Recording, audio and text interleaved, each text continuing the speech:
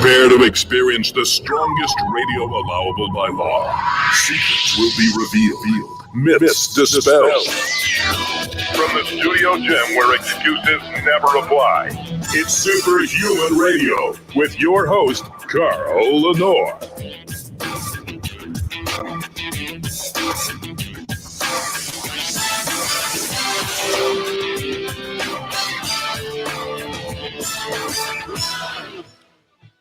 Welcome back to another episode of Superhuman Radio. Today is September 2nd, 2020. We have a really great show planned for you today. During the first hour, we're going to be joined by Dr. Matt Dawson from Wild Health to talk about genome-based precision medicine. You know, we've talked a lot about this topic on the show indirectly. We've talked about how the new standard is becoming personalized medicine. But how do you really do that? Because, you know, okay, our skin is different colors. We're built a little different, but pretty much 99% of humans, we're all the same. And blood work doesn't always tell you a lot.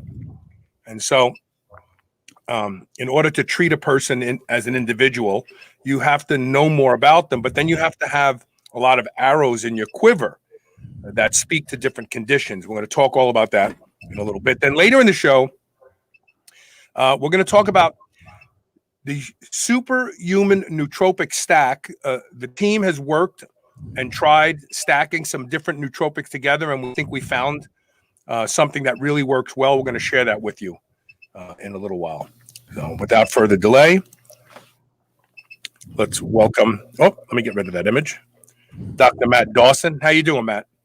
I'm great. Thanks for having me. I'll be honest, I didn't know that podcast strength was regulated by law, so I'm really excited to be on the strongest.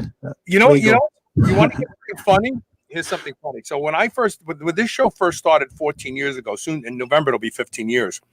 I started out on Clear Channel Radio on 1080 AM WKJK, which gets to Lexington from Louisville, and I made my own intro music. I took the theme from Superman. The original theme from the Superman show. I still have it.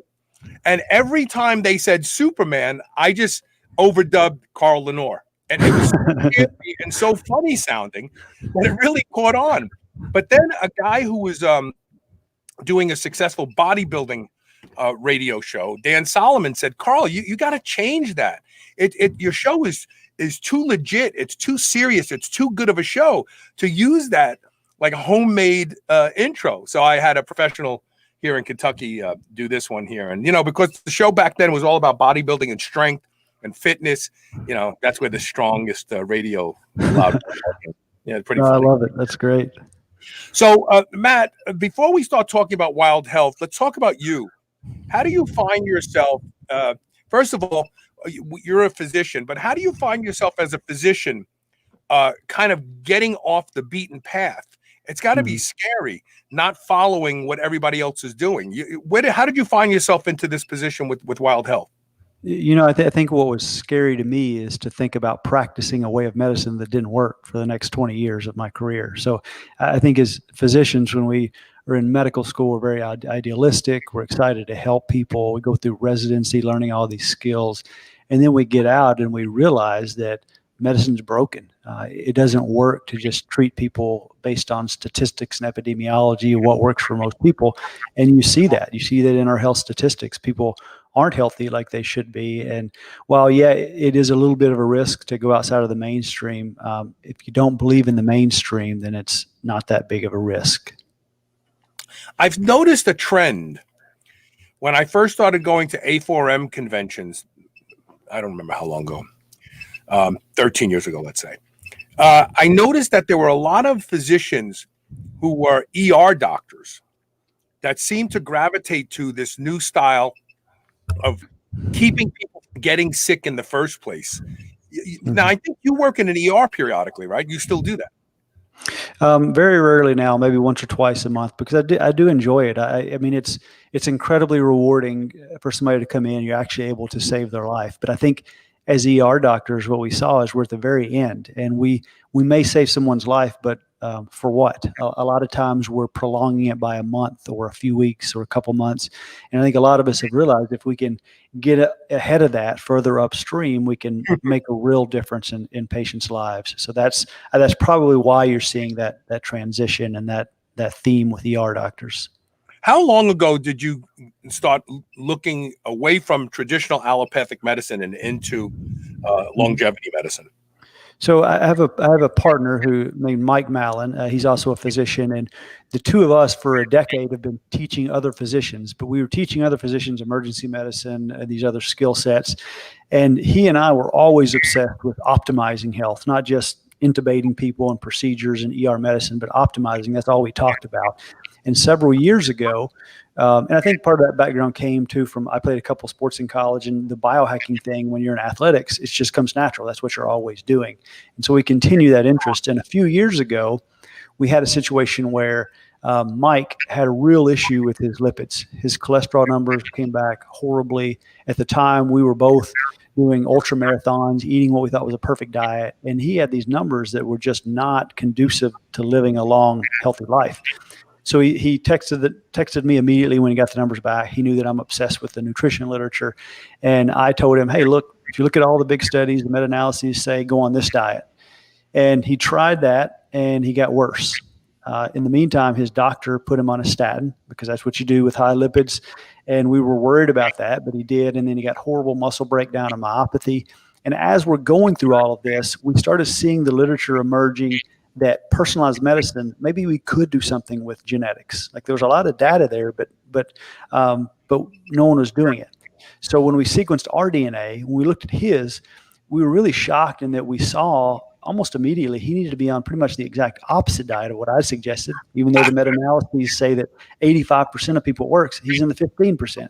And then he had a SNP that made him almost guaranteed to have muscle breakdown and myopathy from a statin. And we were kind of angry. Like, why did his doctor not know this? We're like, well, no doctors know this or are doing this right now. So we went down a real rabbit hole, learning everything we could about it. We started the other doctors who we were training in other skills. We started treating them. We started treating our family, ourselves. We got remarkable results. And then we just became convinced that this is how medicine should be practiced. And we left kind of our university positions. We were associate professors on this kind of academic track, but we just thought, what are we doing? This is not the way to practice medicine. So we left all that and we started Wild Health. I have to believe that your colleagues either handled this one of two ways. They either embraced it and thought, wow, this is exciting, or they became frightened about what you were about to do because the underpinnings of their beliefs and the way they're treating their patients, you're about to rock their world. Yeah. I mean, to be honest, Carl, most physicians get it too. They just don't know how to change. So when we lay this out for a physician and a patient, they immediately understand. Every patient that we see, we sequence their DNA, but that's just the start. That's about 20% of our health outcomes. It's kind of our operating system. All our lifestyle, what we eat, stress levels, exposure, we're turning on and off good genes. So we also do a really big blood panel to see where people are at the moment, microbiome testing, and we correlate it all. And then we come up with recommendations. And when we explain that to other physicians and to patients, it's intuitive. It makes sense to treat people based on their DNA, their blood work, not just statistics and epidemiology. So our colleagues, to be honest with you, a lot of them have followed us. One of the first things that we realized when we started doing this is the demand was too high. We couldn't see everybody we needed to. So we actually started a fellowship program to teach other doctors. We have 50 providers in training right now, and we have people on the wait list. So other doctors get it too. I think there's a revolution happening where patients are going to demand this and doctors want to practice this way. So the number one killers today that we see, cardiovascular disease is listed as the number one killer in America. But the reality is it's really not cardiovascular disease. That's one of the endpoints of a myriad of other things that could be called metabolic syndrome, syndrome X, insulin resistance. Even autoimmunity now is being tied in. And quite frankly, I have a strong feeling that autoimmunity has a bigger role in the etiology of some of these diseases of modernity than we've ever really thought. So what you're saying to the audience is, if you're someone who's been told by your physician, this is you've got cardiovascular disease, you've got neurodegenerative disease, you've been diagnosed with cancer once before. The allopathic model isn't necessarily the best way to go. No, giving someone a statin for their lipids, like we mentioned, that is treating a symptom. Like, why are their lipids elevated? Most of the medications we give are Band-Aids that treat symptoms, and we want to get to the root cause, because all the things you mentioned, all of those things are lifestyle diseases, really. Prescribing a drug doesn't change your lifestyle. So we are MDs. We can prescribe medications. Sometimes we need to. Some are very powerful and very effective, but we don't want to start there. We want to start with, what should you be eating? And most of us, all of us pretty much, think we know what that is, but it's always amazing when we look at people's DNA, their blood work, their microbiome, all this data.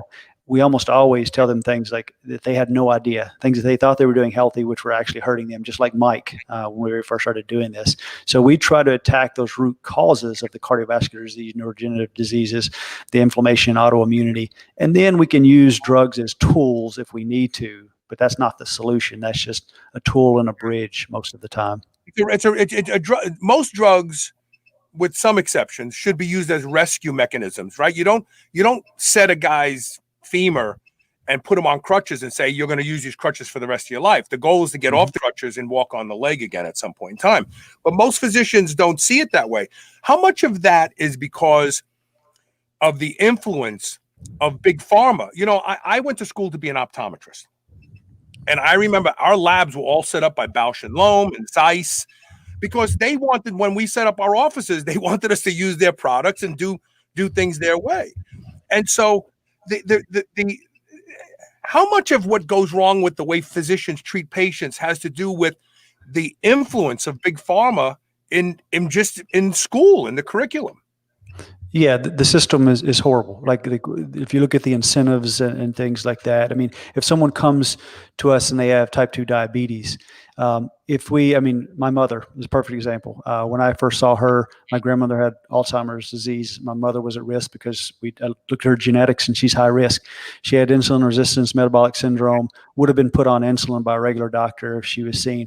When she saw us, put her on the right lifestyle for her DNA, for her lab work, got on a program, and she got better. In 3 months, she lost 40 pounds, her insulin resistance reversed, and then she's good to go. So that is great for her. For a business model of medicine, well, then she's done. She's not spending money. Whereas if she came to me and I did the traditional things, put her on medications, put her on insulin, all of this, well, she would be hooked on those. I mean, most doctors say, no, once you have diabetes, we're just going to manage it. We're not going to fix it.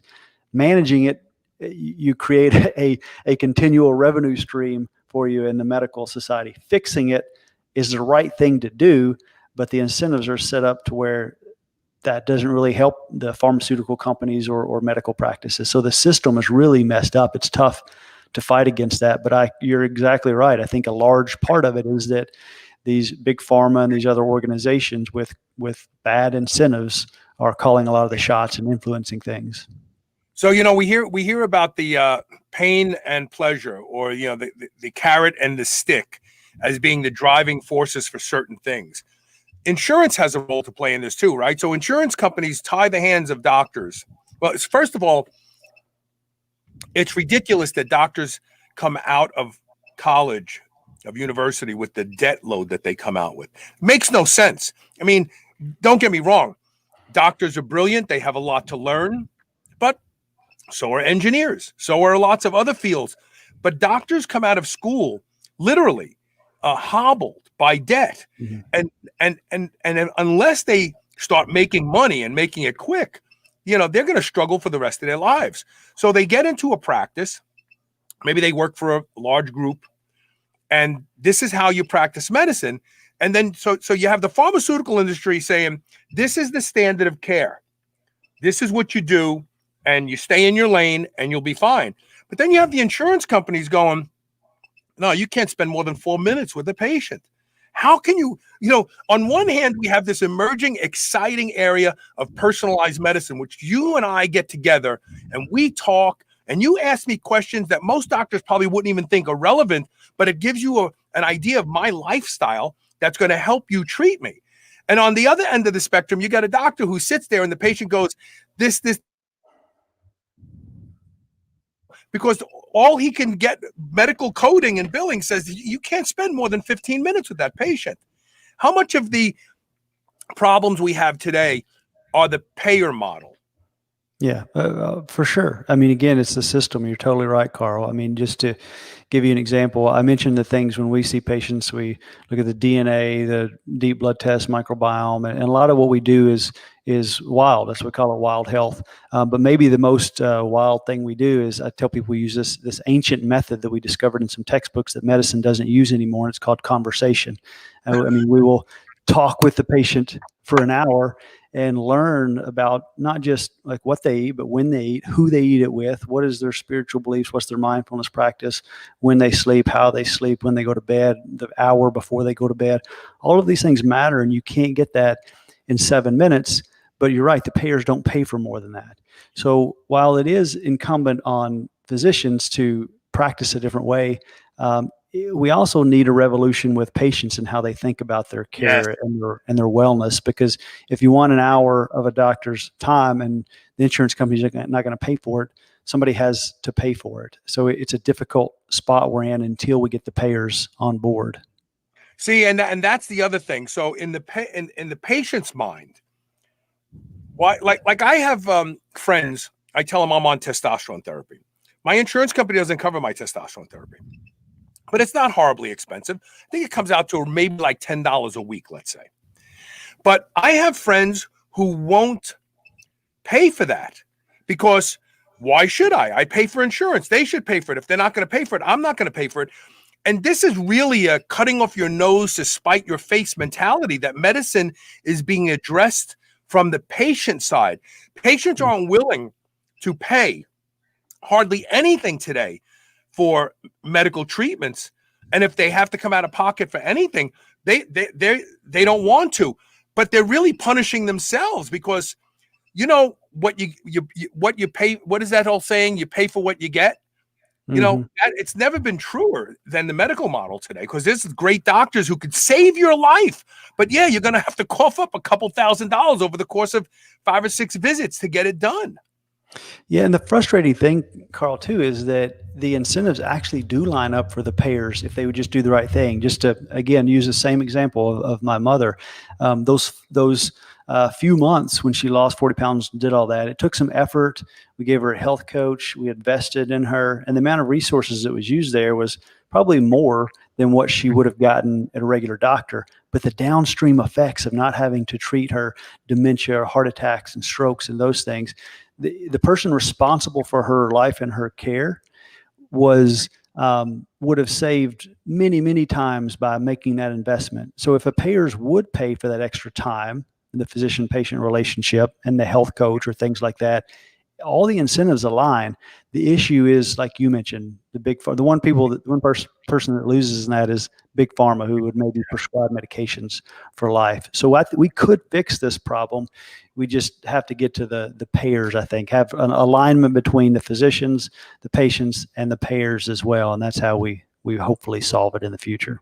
Talk about your partner for a second. So, okay, without taking his genome into account, what he ended up doing well with, could that be traced back, excuse me, ancestrally to where his genes evolved, right? So like I've had this belief for a long time and I've talked about it. I've said, you know, your perfect diet is the diet that created pressure on your genetics. And so you just have to look back on where did your genes come from? You know, are you Mediterranean? 6, 7, 800 years ago, were your people from that region? What foods were indigenous to those regions? Because the access to those foods creates selection pressures. Those selection pressures weed out the people that don't do well with those foods, and the people that do well with those foods thrive. And chances are your genes come from that pool. Could we use that kind of critical thinking and logic to help people just say, hey, you know, you're Mediterranean. This is the foods that were available thousands of years ago there. You probably do well with these. Did you learn that when you started to look at the genome and your partner's diet? Yeah, I think that's probably true. I think we could take some of that wisdom and do well with it. However, I do think we can kind of even take a step further by really looking at the actual DNA, because for Mike, for example, where he's from, he's going to be similar to other people in that region, but there also is frequently kind of de novo changes in his DNA. Right. For example, Mike, and he's fine with me sharing this, he has an ApoE4. So an ApoE4, a pretty good percentage, about 20% or so, is a new mutation for that. So his parents could have been 3-3, and then he's the 4 all of a sudden. So while having that global view of where he's from, I think would be helpful.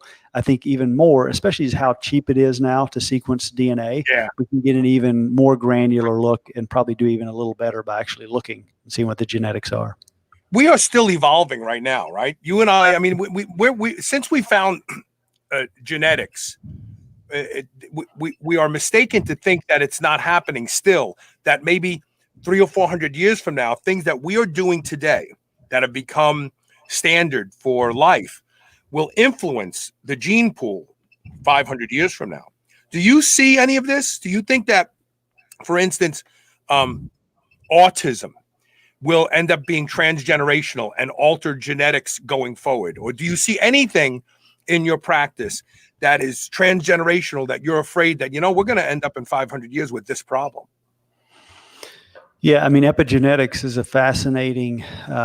It's a fascinating topic. The studies on mice and what stress does to several generations later, and we are evolving. I think we've probably never been evolving so quickly as we are now. And when you look at some of the political discourse and things, sometimes you're like, which way are we evolving? Is it a good or bad way? But we are definitely changing and evolving, and it is, I think we're at a point in time where the speed of the evolution is so quickly, we need to make sure it's positive in the right direction, because if not, it's scary to think about the future. So you just raised an interesting word that we all use, but we really don't pay it any homage, and that's stress. We all talk about stress. Everybody, stress kills. So I want to bring one word into this discussion and get your opinion. And I like to call it liquid stress, and that's called caffeine, right? We have become a nation of caffeine aholics. People are consuming, and my audience is listening and going, oh my God, Carl, because they know that I have had, caffeine is not addictive, it's habit forming. I understand the difference between how it changes the brain. And I have stopped caffeine over my life numerous times, and I've given back in. And when I use caffeine, Matt, I'm talking about 1,500 milligrams a day of caffeine anhydrous, maybe some coffee too, maybe an energy drink. But if we can all agree that stress is a bad thing, can we not all agree that liquid stress is a bad thing too? So my answer to any specific question like that is it depends on the person. I do think, because when I think about stress, and you would probably agree, stress can be good or bad. I mean, I went for, right. I did some sprints this morning. I did sauna this morning. I did some cold in the pool. All those things were stresses, but the hormetic stress, the chronic stress, and the caffeine, a lot of times the amounts we use it, constantly giving that hit to our adrenal glands to pump out adrenaline, that can certainly be overused. So when we're advising patients, most people probably do drink too much or take in too much caffeine. We look at how it's metabolized though. So there's been fascinating studies on athletic performance, for example. So people know caffeine is an ergogenic aid, or it's been thought that, hey, it's an ergogenic aid. It actually was outlawed in the Olympics above certain dosages, but it doesn't help everyone. So if you are a fast metabolizer, there's a great study of cyclists. They did 10K time trials. If you're a fast caffeine metabolizer, caffeine, 400 milligrams, or actually it was 4 milligrams per kilogram before a 10K time trial, greatly helped you, improved your time. If you were a slow metabolizer, it hurt your time. And if you're intermediate, it didn't have an effect. So we look at, are you fast, slow, or intermediate? And then we look at other SNPs as well, polymorphisms. For example, if you have an ADORA 2A polymorphism, well, if you have that polymorphism, caffeine is going to disrupt your sleep more than it would for someone else. So some of my patients I tell avoid caffeine completely. Others I say, hey, look, you're set up to really use this to your benefit in the morning before a workout or in certain circumstances. So I think it probably in general, it's overused, but for us, it just depends on the person. And then we also like to do, we give this guidance that we call precision medicine, and we think it's better than normal recommendations, but everybody's different. Everybody's complicated. Humans are complex. So we like to objectively measure too. So if I give someone a recommendation on, hey, cut your caffeine out at a certain time or whatever, then I'm also telling them now for the next week, we're going to watch your Oura Ring data and see how it affects your deep and REM sleep, because we want to have objective measures about what works instead of just giving recommendations. So we're going to take our first commercial break. But before we do that, I want to let the audience know a couple things. The organization is at wildhealth.com. It's called Wild Health. You can work directly with them. I'm sure you could put people in touch with physicians that use your approach to medicine in their local area. Is that the objective? Is the objective to put people in touch, or is the objective to get telemedicine and have your clinic work with people around the country? Both. 90% of the patients we see are telemedicine, but we do have physicians who are in training all over the U.S. And the world actually as well. So it depends on what someone wants. If someone just wants telemedicine, that's easy. If they want someone locally, then we usually try to hook them up with someone there locally. Okay. We're going to take a quick commercial break. When we come back, I want to talk about the microbiome. I want to understand what you've learned since the microbiome became a thing. I think it's dynamic, it's emerging, and we're learning every day about what it really means. So we're going to do that when we come back. Again, wildhealth.com is the place to go. Stay tuned. You're listening to Superhuman Radio.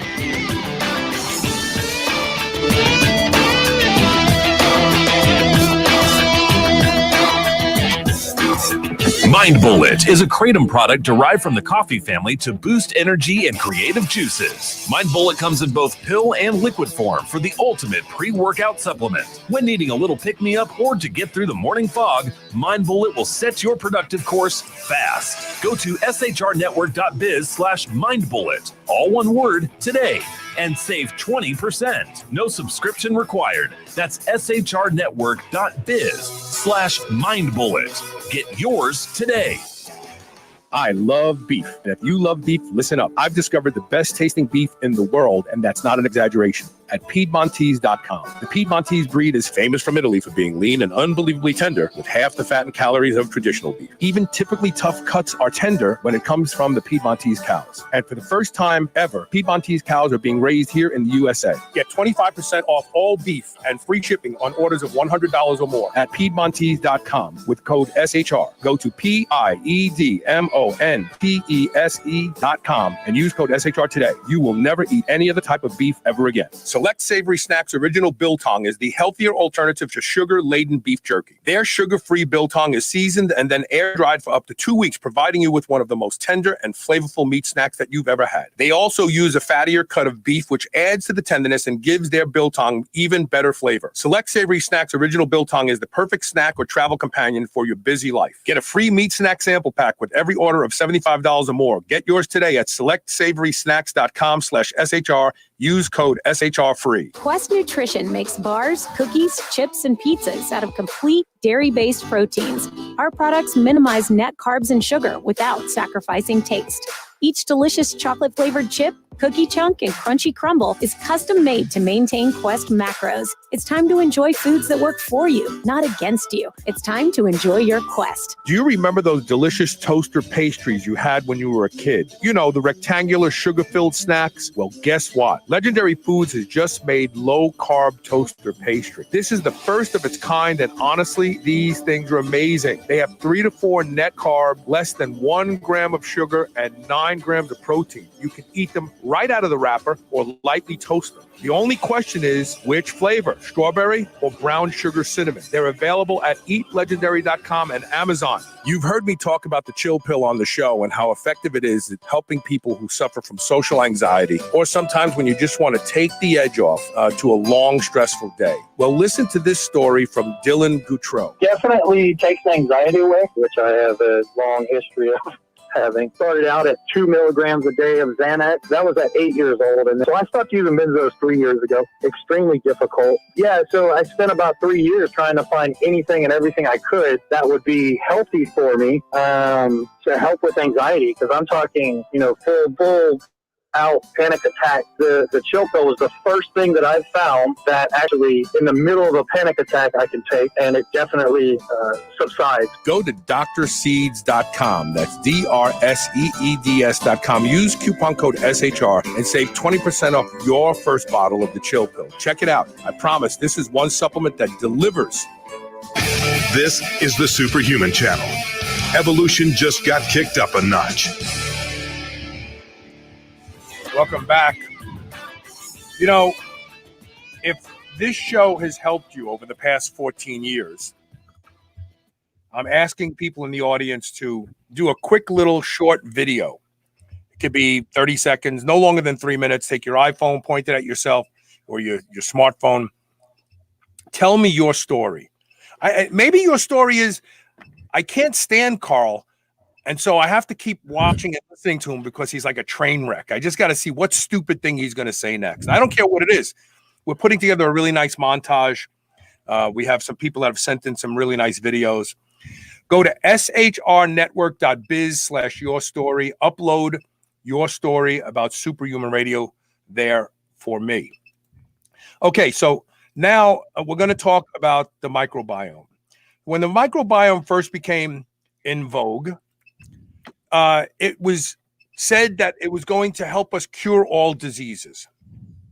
Then some research started to come out where the microbiome looked more like a watermark of our diet. It could be influenced literally within days of a diet, and maybe not really influencing health, but being a beacon of sorts that tells us this diet is working for us. What do we know about the microbiome today that's most exciting to you? The more I learn about the microbiome, the more I realize I don't know. So, I mean, we all know, because I think it's really important to be honest about what we know and don't know in medicine. We all have seen the studies like in mice where they raise these germ-free mice. Give half of them the microbiome of an obese person, half the microbiome of a lean person, fed them the same food, and they became obese or lean based on their microbiome. They switched their microbiomes, they switched their leanness or obesity levels.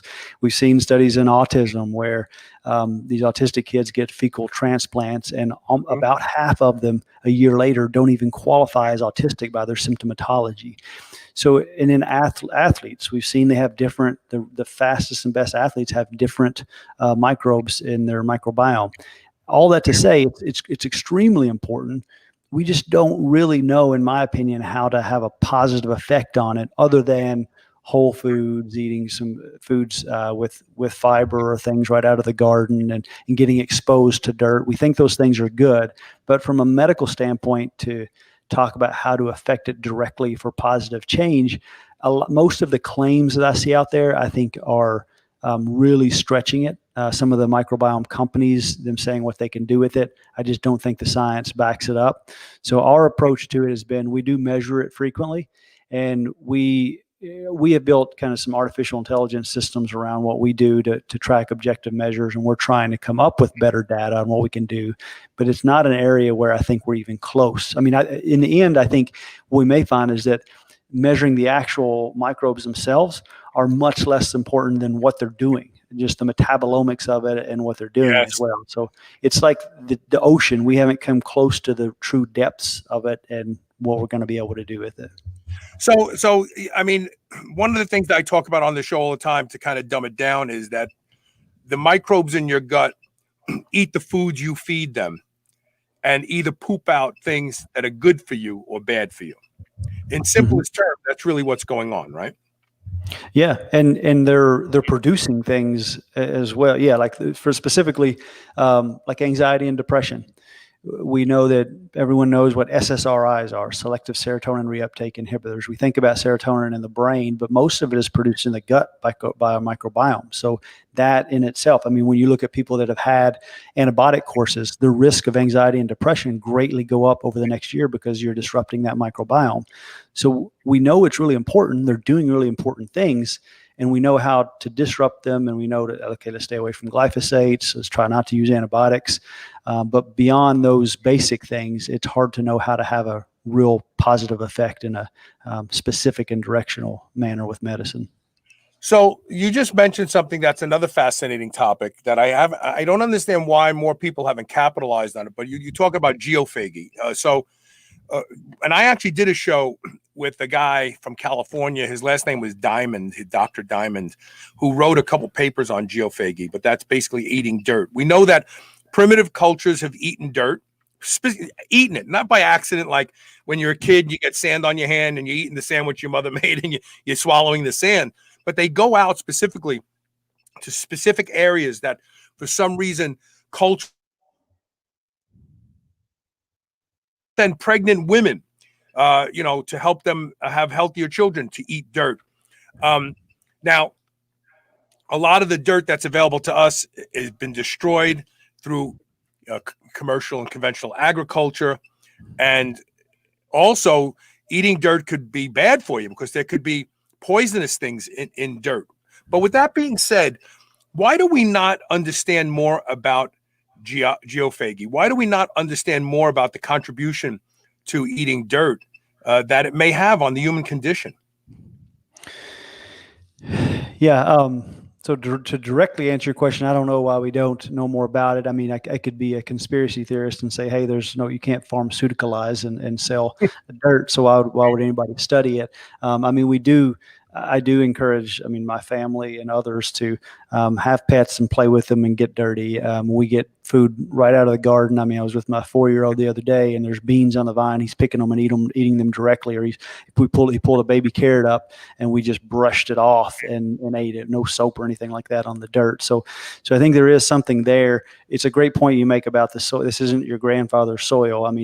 Everything's had glyphosate all over it and all the pesticides and chemicals. So it is different now as well. So I don't know how much I would recommend that in general, but yeah, eating foods with a little bit of dirt on them probably on the whole is beneficial more than harmful. I've been waiting for someone to go to some pristine area of the planet and start and do a very, very complete soil analysis and make sure that there's not anything dangerous in the soil, and packaging it up and selling it. Because kaopectate used to have a type of clay in it when we were kids. When I was a kid, I'm 62 years old. Not when you were a kid. But when I was a kid, I want to say it was called kaolin. It's a clay, and that's what kaopectate had in it. And that's what you took to keep yourself, to stop from having diarrhea. But they've replaced it with something else. But and here in Kentucky, here's something I really am fascinated about. So for those of you who've never been to Kentucky, I'll never forget when I first moved here 30-something years ago. We were driving someplace and there was a sign that said Big Bone Lick. And I thought, oh, that's fun. Well, we have licks in Kentucky. And what these are is they're areas of the state where animals come in droves to lick the soil, to lick the dirt, right? I'm not making this up, right? Mm-hmm. And so they've been called, we have Pope Lick, we have Big Bone Lick, and the animals are coming to these areas and licking the dirt, licking the ground for a reason. It's satisfying maybe a nutrient deficiency, maybe a mineral deficiency, maybe it just tastes really good. But something tells me that the next frontier in microbiome science is when we figure out the role that dirt played in the development of a healthy microbiome. Yeah, we got French lick, paint lick. To be honest, yeah. I had no idea what that actually meant, though. So I just learned something from you for there. I live in the woods. I live in a house in the woods, and I send my kids out, to go play in the woods. And I don't know, I don't have scientific papers on exactly what it is and what's going on, but I do believe in this kind of nature deficit disorder we have, and how much of it is just being with the fresh air versus touching the ground and getting it on us and in us. I'm not sure, but I think you're right. We've lost something important there when we don't do that. Well, we know that there was one good study that Elisa talked about when we used to do Casual Friday, because she's a gardener. Elisa loves working in the garden. And we talked about a study that showed that people who work with soil, they took people that had major depressive disorder. So the first study showed that people who work with soil have a lower incidence of major depressive disorder. So the second study, they actually took people that had major depressive disorder and had them start gardening, and their moods changed literally like within weeks. And so some postulated, well, sure, they're out there in the sun, they're working with the soil, but they discovered that there were microbes in the soil that actually had an effect on serotonin levels. Mm-hmm. And whether they were absorbing it through their skin, inhaling it through their nose, or they're touching their mouth while they're working, they're getting this in and it was having an effect. Like, could you imagine if doctors said, you know, yeah, you're depressed, you're clinically depressed. Here's what I'm writing you a prescription. I want you to start gardening. Yeah, we didn't plan this, but you have perfectly outlined why we're called Wild Health. It has two meanings. It is, okay, we're doing some pretty wild stuff with the DNA and microbiome, but we also think that most of what we need to heal and be well comes from the wild, from nature. We actually, right now, my wife is a psychiatrist. She's board certified both in adult psychiatry and child and adolescent. And she's working on a program where when you visited me in person a couple months ago, Carl, you saw our gardens and things there and the horse farm. And so we're working on a program, a mindfulness-based program based around the garden, the chickens, the goats, the honeybees, the horses that we have. And we're going to initially roll it out for free to kids and teachers in the school system, because who is more stressed out right now than those two groups? It's going to be a free program we have here, so it'll be pretty limited. But the goal is to then really expand that and try to teach others how to use nature to affect anxiety, depression, the things that you talk about. Very fascinating. Yeah, and I want to talk about that when we come back. But before I want to talk about your facility, because your facility is a one-of-a-kind facility, probably in the world. And I want to save that for the last segment. But I want to get your opinions on something else. And I kind of set you up earlier and told you I wanted to talk about this. I just had Dr. Mikhail Blagasclony on the show, who is the pioneer who's been working with rapamycin to treat aging as an anti-aging drug. He's a brilliant doctor. And off the air, we were talking about metformin. I've always felt that metformin was good for people who have diabetes, but if you're healthy, metformin probably doesn't provide any real value. But there's a host of people out there who think by taking metformin, they're going to live longer. And so what are your opinions of metformin, and what were they, and have they changed? Because I see a lot of clinicians now going, we're rethinking metformin. What's your opinion? Well, Blagasclony is my favorite new name. It's just great to say. But when it comes to metformin, so my thoughts on metformin have changed and evolved a little bit over the last couple of years. 2 years ago, I was taking metformin. Now I'm not. So what we know is that it clearly improves health span in someone with type 2 diabetes. So people with metabolic syndrome, big benefit. What we also know is in our pro athletes, so we treat a lot of pro athletes we have as clients, and for those patients, it would be clearly harmful because it does decrease the effect of exercise, that hormetic stress. It's a mitochondrial toxin. So we know, don't take it. Older patients with metabolic syndrome do take it. It's in the middle where's the benefit, and that has changed in my mind.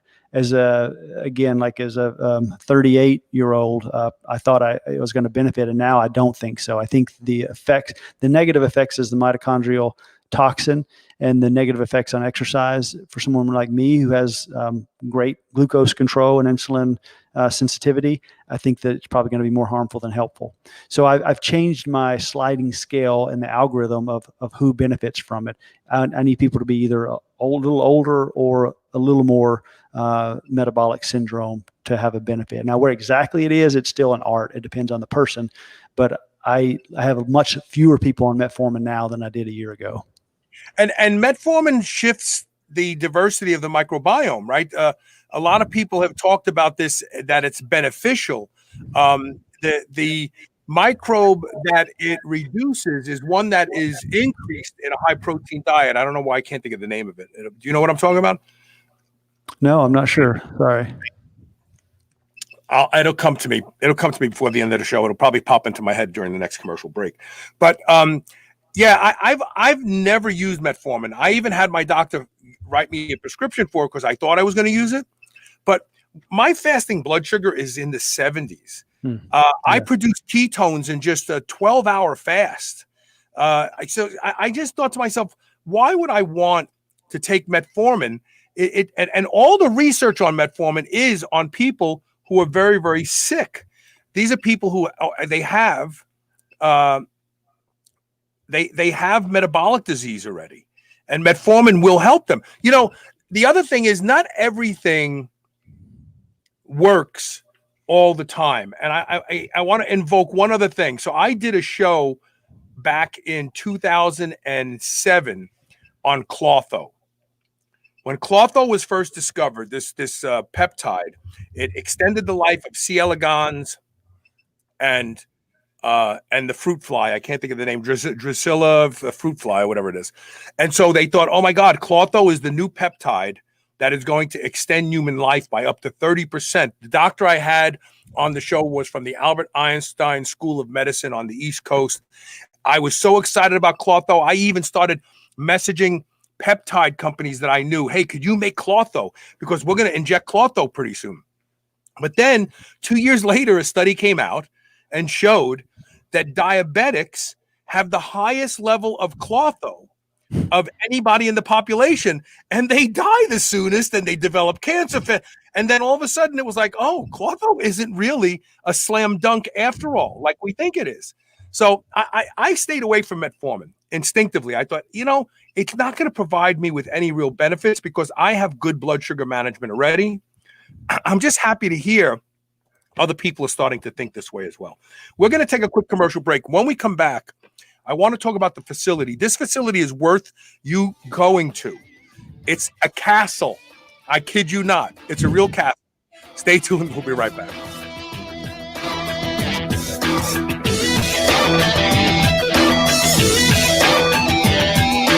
New Mass Pro Synthogen X2 just upped its own legendary game. To distance itself even further from the rest of the pack, Synthogen X2 now has double the key active ingredients. If you've ever wondered what steroid-like recovery feels like, Synthogen X2 delivers. See why others compare it favorably to powerful bodybuilding drugs at synthogen.com. Mass Pro Synthogen. When you train with it, you'll gain with it. Want to improve mental energy and focus? Try the new Superhuman Stack from Pure Nootropics. Stack Dynamine, Salbutamine, Theocrine, and palmitoyl ethanolamide together and feel the lights go on in your brain. Find your perfect mix of these four. Carl likes 1 cap of each and 2 caps of Dynamine. Bam! Lights on. Go to shrnetwork.biz/superhuman stack, all one word, today, and get yours for 25% off plus free shipping. That's shrnetwork.biz/superhuman stack. Chronic stress leaves us tired, distracted, and physically vulnerable. Apollo Neuro is here to help you take control. Apollo Neuro is a new wearable that trains your nervous system to be more resilient to stress. Apollo's gentle vibrations use your sense of touch to help you recover from stress, going from fight or flight to rest and digest so you can relax, get to sleep, focus, and stay healthy. Developed by physicians and neuroscientists, Apollo Neuro has been tested in multiple clinical trials and is proven to improve heart rate variability, the key biometric of stress. Special offer for friends of Superhuman Radio. Try Apollo Neuro today and get 15% off your purchase at apolloneuro.com/superhuman. That's APOLLONEURO.com/superhuman. Did you know that your gut is referred to as your second brain? In fact, at least 90% of your serotonin, your happiness chemical, is created in your gut. If you don't take care of your gut, you won't feel good, period. Bioptimizers recently released Cognibiotics, a new breakthrough probiotic formula that is clinically proven to enhance your brain function, your mood, and overall mental health. Most probiotics often include conflicting strains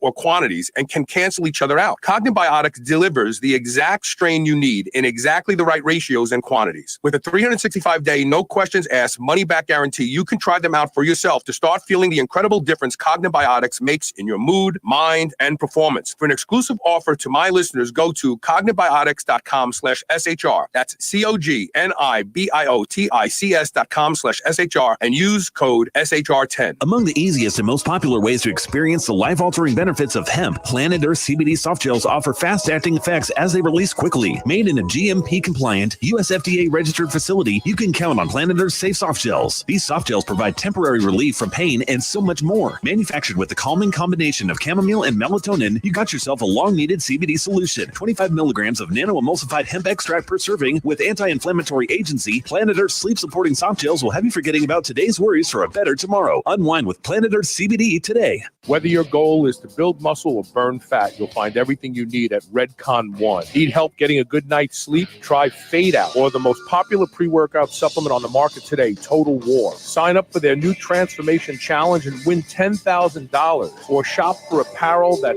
people at the gym will know that you are serious about your training. Need a testosterone booster that works? Check out Boomstick. Whatever you need, you'll find the best quality supplements on the market at Redcon One. Go to redcon1.com. That's REDCON, the number 1.com, or go to superhumanradio.net and click the Redcon One banner ad today. Spit that out right now. This is the Superhuman Channel. Welcome back. We're talking with Dr. Matt Dawson from Wild Health. This place is the coolest place on the planet. A little bit later in the show, we're going to be talking about a nootropic stack that you're going to want to get in on. We have a special offer for you, too. So Wild Health actually is in a castle. Talk about the origin of this castle and what made you guys pick up this castle. Well, technically, the Kentucky Castle and Wild Health are technically two completely separate things, and really the link is just me. I'm the CEO of both of those two things. But Wild Health, we are based on the horse farm behind the castle. So right now I'm looking out the window, a dog just walked by and I see a few horses. So we are the castle is just in the front. So if people go to thekentuckycastle.com, they can see that. What we do use the castle for frequently is for education. So we'll have, for example, at the end of this month, we have a brain optimization course that we'll have at the castle where physicians will come in and they can stay at the castle and we can use the land. We have 110 acres to do things. And we can also use it for things like I mentioned earlier, the mindfulness work with the horses and with the farming. So it is a cool property. People are interested and they come, and then it's kind of a little bit of a bait and switch when they come to the castle. Then we try to teach them a little bit about farming and food and where it comes from. In the restaurant at the castle, 80 to 85% of what we serve, we've grown in the gardens with the bees and the chickens and the big organic garden we have. So I think it's a cool property. And it's a good place to do some education if you're a physician or a provider as well. So if somebody lives far away and wants to come to the facility, they can stay at the castle, right? I mean, there's rooms to stay in and everything. Yeah, there are. And because a lot of our clients are telemedicine, sometimes they'll come in. The castle's 2 minutes from the airport. So they'll fly in, stay at the castle, and then they can come to the clinic from there. So yeah, it's definitely a full service boutique hotel and restaurant and event space with a working farm on it as well. So you don't know this because we don't follow each other on any social media platforms or anything, but Elisa and I got engaged a couple weeks ago. And so we figured we're going to get married in 2022 because we have a bunch of other things we want to accomplish in 2021. And she said, let's get married at the castle. And so, it's a fairy tale. I mean, it's a legit castle. People have to understand, like, it's got turreted walls and it's got the corners have room in the round. I guess I don't know what you call those the tall silo-shaped rooms, and it's a legitimate castle. Somebody built this castle to live in at one point in time, and it's huge. It's amazing. It's amazing. It's a fun property. We became acquainted with it about 10 years ago when Mike and I started teaching medical conferences there. We were like, how weird would it be and fun would it be to rent the castle out and teach? And what we found is these doctors would come from around the world and they just had a great time because it's not a hotel lobby. It's different. It's fun. They're sending pictures back to their kids and stuff. So it's a fun property for sure. Yeah. Carl, I got to show you the dungeon next time. No, it's okay. Thanks. Me and dungeons. I'm Italian. I stay away from dungeons and prisons. Yeah, I don't go near those. No, I'd love to see it. Didn't you say that the dungeon is? You have a workout, a gym in the dungeon? No, is that what? No, that's a great idea. That may be what we got to clean some skeletons out and stuff first. But that's a great idea. Maybe we'll put the gym there. Yeah, no, it's a beautiful facility. If you live within driving distance of Lexington, Kentucky, it is worth your effort to drive and see this property, number one. Of course, if you live within driving distance, you can come directly to the Wild Health Clinic and work directly with Dr. Matt and his colleagues. And they have some brilliant people there. We have got another fellow that's going to be on the show pretty soon We're going to talk about ozone therapy. I have not been a big believer in ozone therapy, but when we talked about it, I was like, you know what? Maybe this is something I need to learn about. But if you don't live there, just go to the website, wildhealth.com. You can message them through that, get set up to work with them. Look, we all pay lip service, next year I'm going to start doing something. I got to take care of my health. I'm getting older. I'm guilty of this too. Life just takes you like a wave and takes you away. But you will have more life to live and more life in the living of your life if you follow this path of literally getting a blueprint of what your body needs. And that you just got to do it once. Once you've got it, you've got the roadmap to live a long, healthy life and not get caught up when all your other friends are complaining about having to go to the specialist and now I got to have this. I'm sick again. I'm on 16 different medications. You won't even want to open your mouth because you're embarrassed to say, I don't take any drugs at all. I'm fine. This is the wave of the future. This is really what personalized medicine is. But in order for personalized medicine to work, your doctor has to get personal with you, and he can't do that in 15 minutes in a script pad. And here you go on your way. I think what you guys are doing is great. Well, thanks. I really appreciate it. And one thing I would say too is not just patients, not just people. We're training a lot of providers as well. So we have a fellowship. So if you're a provider out there and you are like I was and just see the system is broken and want to do it a different way, we're really committed to just teaching others as well. We think that we really want to create a tribe and kind of a revolution here. Yeah, maybe your doctor is really a good doctor. And maybe your doctor just needs to understand that there's a better way and a place to learn it. You can tell your doctor about wildhealth.com. Just mention, that's an easy website to remember. Hey, doc, you should check out this website, wildhealth.com. Your doctor will go and lurk a little bit and think, wow, this is pretty cool. And maybe they'll reach out. And then the next time you go in for your physical, you may find out that your doctor's going to treat you the way they would have treated you had you gone to wildhealth.com. That's another good way to get it done. Another good way. All right, Matt, thanks for being here, brother. Thank you. Take care. Carl, there was a question that popped up. Do you want me to answer that? No. Let me get to it. Where did it pop up?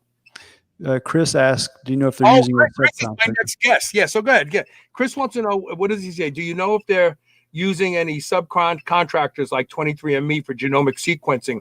I asked because I have a privacy concern. Yeah, talk about that. A lot of people are concerned about privacy when it comes to their genome. Yeah, it's a great question, Chris. So if someone already has done 23andMe, so what we did is Mike and I, it would take us 10 hours to go through all this when we first started, but now we built algorithms with data scientists so we can just upload the data. We built it so that if you do have 23andMe, we can upload it. If you don't and you want to order DNA from us, we have our own custom chip design that is ours alone that we run. We have someone with a PhD in genomics. So LabCorp right now is running our custom chip that doesn't go to anyone other than us, and we're not affiliated with any pharmaceutical companies or anything. And we also tell patients, this is a gray line, but we're going to send you the kit. You could always use a fake name and other stuff. We just want the SNPs to put into the program. So we do not share that data with anyone else. It's not part of our business model. We just want the data to be able to tell you how to eat for you, how to sleep for you, how to exercise, and those types of things. That's exciting. You don't share the data. That's exciting right there. That's a reason to use you guys instead of anybody else anyway, right there. Mm-hmm. Yeah, very cool. Chris, thank you for asking that question. And Chris will be on the air with me in just a minute after this last break, talking about this new Nootropic stack. All right, look, thanks for being here, Matt. Thank you so much. Thank you. Take care. We're going to take one quick commercial break. Stay with me. We'll be right back with more Superhuman Radio.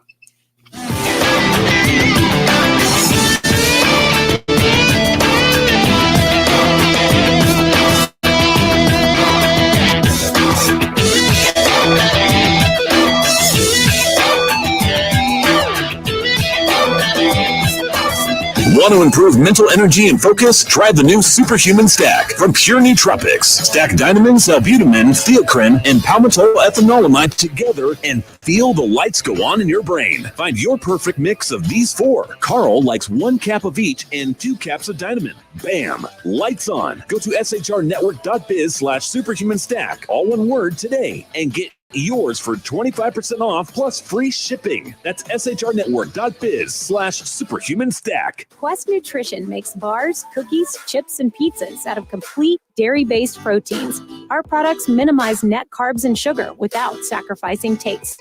Each delicious chocolate-flavored chip, cookie chunk, and crunchy crumble is custom-made to maintain Quest macros. It's time to enjoy foods that work for you, not against you. It's time to enjoy your Quest. Do you remember those delicious toaster pastries you had when you were a kid? You know, the rectangular sugar-filled snacks? Well, guess what? Legendary Foods has just made low-carb toaster pastry. This is the first of its kind, and honestly, these things are amazing. They have 3 to 4 net carb, less than 1 gram of sugar, and 9 grams of protein. You can eat them right out of the wrapper or lightly toast them. The only question is, which flavor, strawberry or brown sugar cinnamon? They're available at eatlegendary.com and Amazon. Select Savory Snacks Original Biltong is the healthier alternative to sugar-laden beef jerky. Their sugar-free biltong is seasoned and then air-dried for up to 2 weeks, providing you with one of the most tender and flavorful meat snacks that you've ever had. They also use a fattier cut of beef, which adds to the tenderness and gives their biltong even better flavor. Select Savory Snacks Original Biltong is the perfect snack or travel companion for your busy life. Get a free meat snack sample pack with every order of $75 or more. Get yours today at selectsavory.snacks.com/SHR.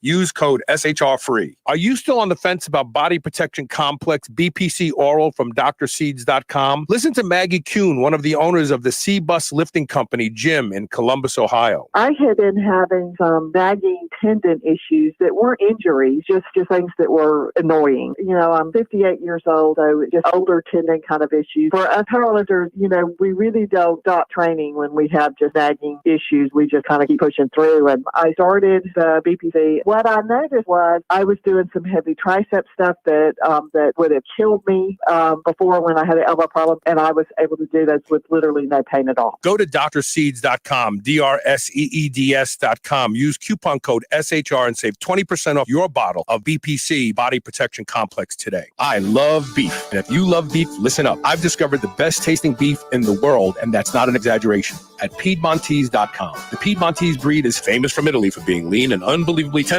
with half the fat and calories of traditional beef. Even typically tough cuts are tender when it comes from the Piedmontese cows. And for the first time ever, Piedmontese cows are being raised here in the USA. Get 25% off all beef and free shipping on orders of $100 or more at Piedmontese.com with code SHR. Go to PIEDMONTESE.com and use code SHR today. You will never eat any other type of beef ever again. This is the Superhuman Channel, where brawn and brains finally meet. Hey, welcome back. We're going to change the topic a little bit.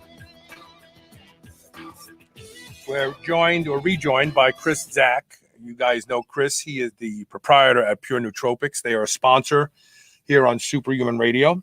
Very proud to have them as a sponsor because they produce nootropic products, a variety of products. They're like kind of like a bulk. There's products out there you're buying under some brand name right now. You can go to Pure Nootropics and you can buy it a lot less expensive because they take the middleman out of it, let's say. How are you, Chris? I'm good. Thanks again for having me, Carl. Glad to be back. Of course. So last time you were on the show, a bunch of us got together on an email and we started talking about how Carl wants to stop using caffeine. Right. But I still need that. I still need that mental acuity. I still need that ability. And I don't even like to use the word focus because people don't understand what focus really is. Like I've done drugs that gave me so much focus that I couldn't look away from something. What you really want is alertness, I think. Alertness, the ability to have mental energy, move and think and walk and talk and do all the things you want to do and not feel like you want to take a nap in 10 minutes. And so we talked about this, and thanks to Dan Kapitsky, who works here, we got together on a page, and you were kind enough to send us a bunch of stuff, a bunch of stuff. And so we started experimenting. And we were like, well, I don't feel anything from this. This didn't do anything for me. Oh, wow, I feel something from this. And then once we had our short list of what we thought we actually felt, then we said, let's stack them. Let's put them together.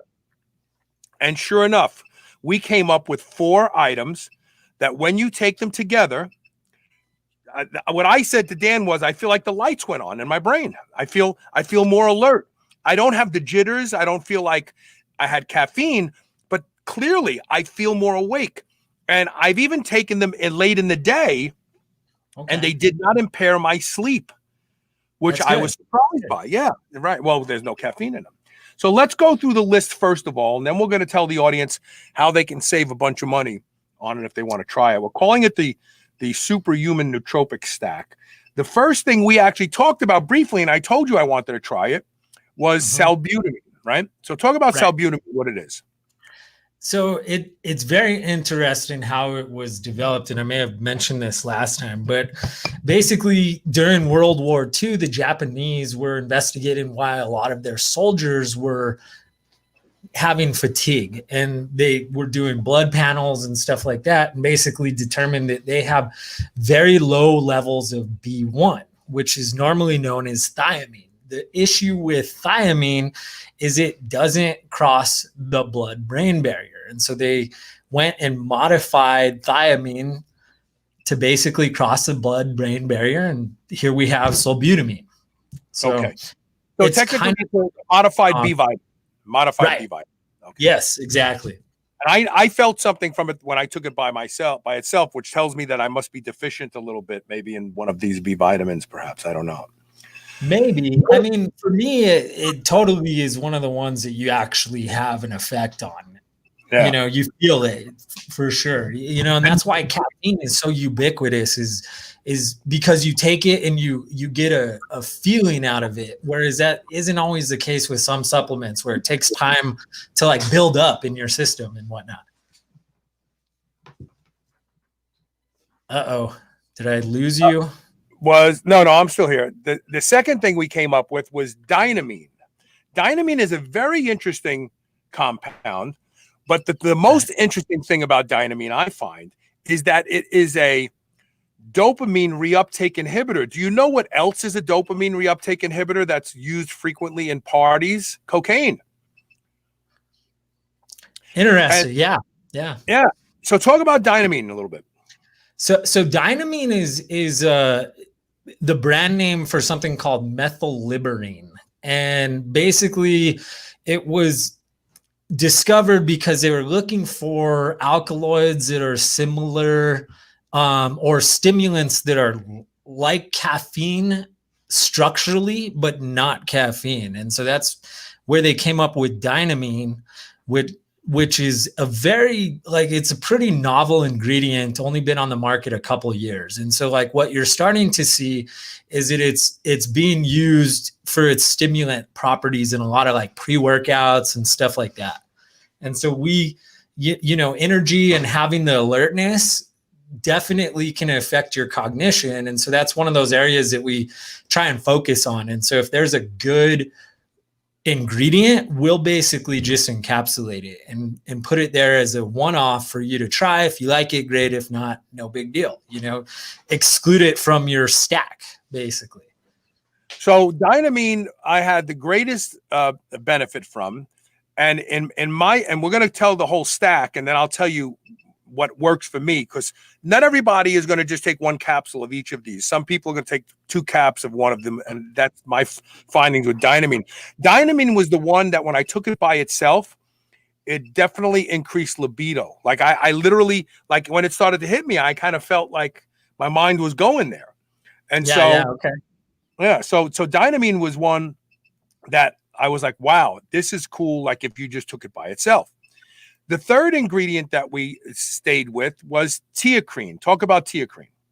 So teacrine is again, it's in a very similar category as dynamine. And in fact, I think the guy that basically was part of patenting it. His name is Sean Wells, and he's a formulator. And so, yeah, he's been on the show a few times. I know him very well. Right. Yeah. He's a cool guy. And so like he was one of the guys that discovered teacrine, which is actually the brand name for an ingredient called theacrine. Right. Yeah, exactly. TH spelled basically the same way, but same idea. They're looking for a caffeine alternative. And so structurally similar to caffeine when you look at it, and it's an alkaloid. The nice thing about teacrine is at least the company that markets it and it has exclusive distribution in the US basically says it's designed to not develop tolerance, which is one of the things that is notorious with caffeine, is that the more you take, the more you need to take. Whereas that's not supposed to be the case with teacrine. So, and as an aside from that, when I start using high doses of caffeine again, and I said that again, not that I'm planning on, but when I usually wean myself off, I start to feel great. I start out with an energy drink or just a cup of, couple of shots of espresso, and then I slowly go down that road again. What happened to me is, as you point out, I need more and more caffeine. And once I get around 1,500 milligrams of caffeine a day, caffeine starts to have the exact opposite effect on me. And I understand why they give children with ADHD amphetamines, because what it does is it kind of stifles my adrenals, I think. My adrenals are like, we can't keep up with you. We're just not even going to do anything anymore. I actually start to get sleepy and tired when I'm taking like 1,500 milligrams of caffeine continuously for long periods of time. It actually has the opposite effect. So that's an example of the tolerance that you build up to it. Right. Absolutely. Absolutely. And then, as you know, when you stop taking it, there are some withdrawal effects associated with it, like headaches. They're horrible, right? Headaches. I literally would fall asleep sitting at my desk before the show. My friend Brian would come in. I would be snoring sitting here, and it would take a good week to unwind from that. It would. It's horrible. The last one, the acronym is PEA, but it's not phenylalanine or whatever people think it is, right? This is palmitoyl ethylamide. What is it?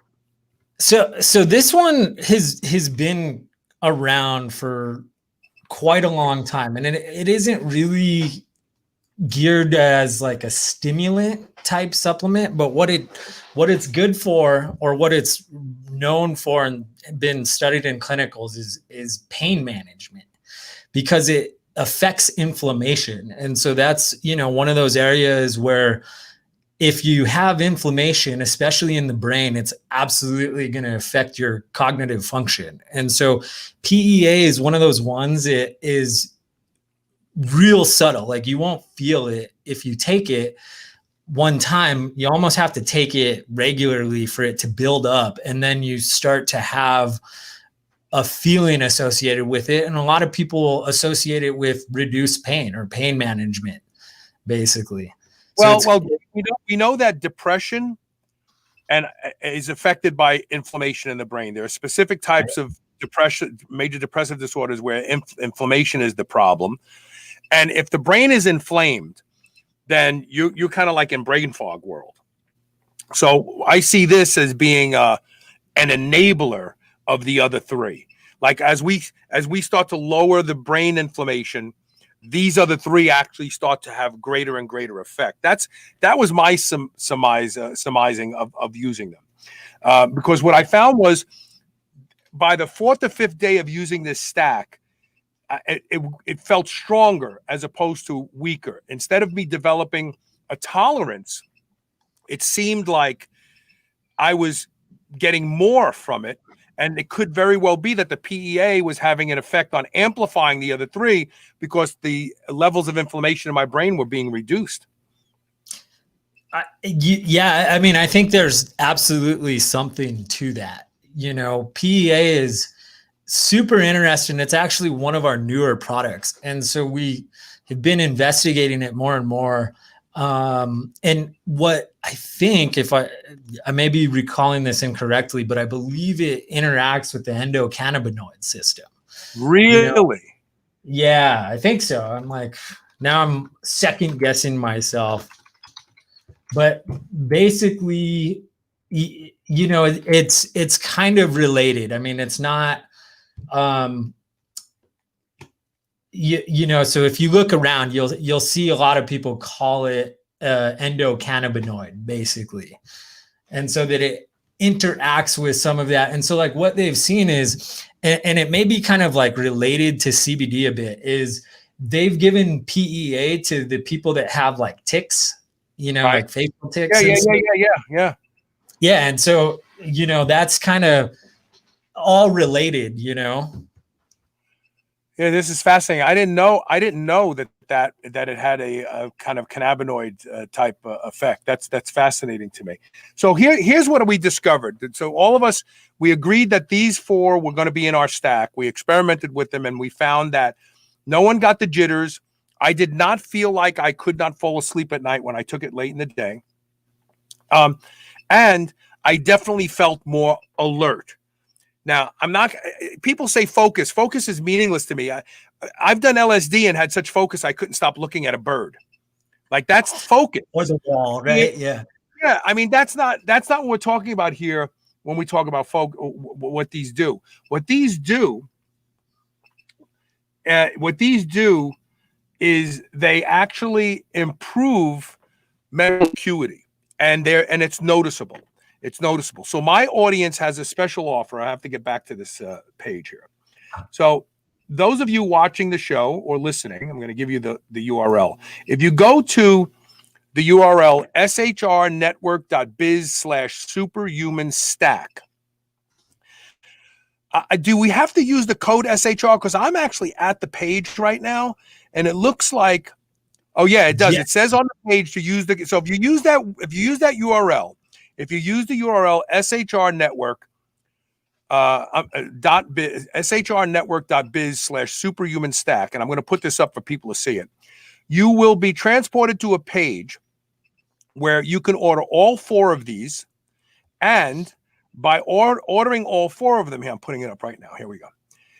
By ordering all 4 of them, you save 25% off if you use the code SHR, and it says that right on the page. When you look at it, it says it. The code is right there. So if you use that URL, shrnetwork.biz/superhumanstack, you'll save 25% off. And now these are 4 big bottles of product. Now, let me tell you what my stack is.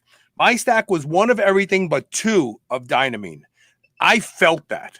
When I took 2 dynamine and 1 of the salbutamine and 1 of the PEA and 1 of the teacrine, there was no doubt in my mind, like, oh my God, like I feel this. I could go train. I could go ride my motorcycle to work. I don't have to worry about feeling sluggish or tired or anything like that. And I didn't have the effects of caffeine at all. And the fact that I started taking these when I was coming off of caffeine and they worked spoke volumes to me. Because when I come off of caffeine, nothing works except more caffeine. And yet I was able to take these and feel alert, even though my body was crashing. My adrenals were crashing. That's saying something right there. Yeah, the link works. Geert Driga is saying that it's working. He's watching from YouTube today. This is a great stack. Now, you can try 1 of each cap to start out with. You can try my favorite, which is 1 of the 3 caps and 2 of the dynamine, or you can find your own. But the bottom line is these are compounds that work. And instead of buying a pre-made fancy schmancy bottle of nootropics that's going to cost you $75, $80 every single month, these are going to if you can get by with 1 of each of these, you're going to last. One of them is going to last at least 2 months. 1 bottle is going to last 3 months. So this is really not only a great opportunity to pick up a stack that we all tried and came to the conclusion works, but like dirt cheap when you look at it on a per capsule basis. Really, I think it's fantastic. You have anything to add to that? No, I mean we absolutely try and make our products approachable to everybody, and that includes setting good prices and things like that. And then likewise, our philosophy has always been that everybody's a little bit different. And so there's lots of popular products on the market that are just a blend of a bunch of different things. And I've taken some of those products, and some of them are fantastic and they work very well. But then again, I've taken some that don't work very well. And it's like there might be one or two ingredients in there that doesn't work for me. And that's why it's so interesting, the Wild Health folks you had on earlier with the genomic sequencing, because there are actionable steps that you can take once your genome has been sequenced in terms of supplementation with dietary supplements. And one of the most commonly talked about one is the MTFHR. Oh yeah, methylated folate. Yeah. Right. Whether you're an over methylator or an under methylator. And so, that's what's hard for me with clinicals and stuff like that, is that you're trying to really weigh all these people from a very diverse background biologically. And so it's really hard to determine that something's effective or not, and so anecdotally something can work for me, but it may not work for you. And it may be due to my genetics that's why it works for me. And so that's kind of why, we started looking at a lot of the nootropic based products on the market and taking a lot of those individual ingredients and encapsulating those individual ingredients so that you could then go and build your own formula to basically suit your needs, Right. So again, salbutamine, dynamine, teacrine, and PEA, which is actually palmitoyl ethylalamide and not phenylalanine, whatever that other one is. Yeah, phenylethylamine is the other PEA. It's very confusing. So if you it doesn't last long. It lasts like minutes and wears right off. Right. It's supposed to be kind of like a happy supplement. And there's people that try and combine that with an MAOI to make the effect longer, but that's kind of dangerous stuff when you're messing with it like that, because it's trying to get high, and that's not what we're essentially trying to push. We're trying to help people, get from 105% to 110 or 100% to 105, right? And just those little improvements. But we do get a lot of feedback from our customers on the individual products, and it's good because then they can basically go and build their own stack, and we have a lot of different products available for you to do that. And we welcome customer feedback too, in terms of looking at products that we should launch and stuff like that. I know you and I have talked about products that fit within what we do, but are, there's overlap within a lot of other areas too. Because a lot of the stuff we sell is in your pre-workout stack. We sell Nalt and taurine and things like that because they, a lot of these supplements have an effect that's more than their primary purpose, where taurine actually is one of the better supplements for cognition, oddly. I mean, that's why Red Bull uses it. Creatine is. People don't realize creatine is an amazing agent for brain function. 100%. And so the only reason that we don't have creatine on our website is that we tend to focus really hard on encapsulated products. And so creatine, your standard dose is 5 grams. 5. Right. So you're looking at 8 capsules or something. And plus, creatine has become a commodity item. Why would you want to carry creatine when there's places that you could go for $19.95 and get a really high quality German micronized kilo of creatine? How you going to? No, 100%. Yeah. That's 100% correct. When you can get it at Costco, it's hard to compete, Yeah. So that's the stack. If you go to shrnetwork.biz/superhuman stack, Give it a try. You'll save 25% off. I failed to say they get free shipping too, because you do free shipping on all these products as well, right? On all orders domestic, we do free shipping. There you go. So it's free shipping. Yeah. And try yours, and you may find out that 3 of them work really good for you and 1 sucks. So when you reorder it, just don't get that one.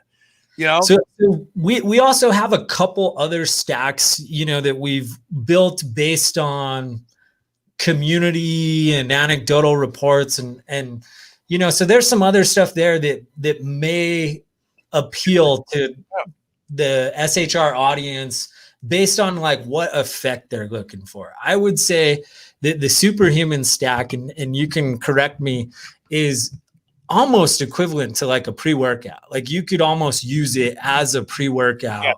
Yes. In terms of like the type of alertness that it provides. Right. Absolutely. And so if somebody arrives at the Superhuman Stack page and they go, I like all this stuff, but I'd also like to buy this.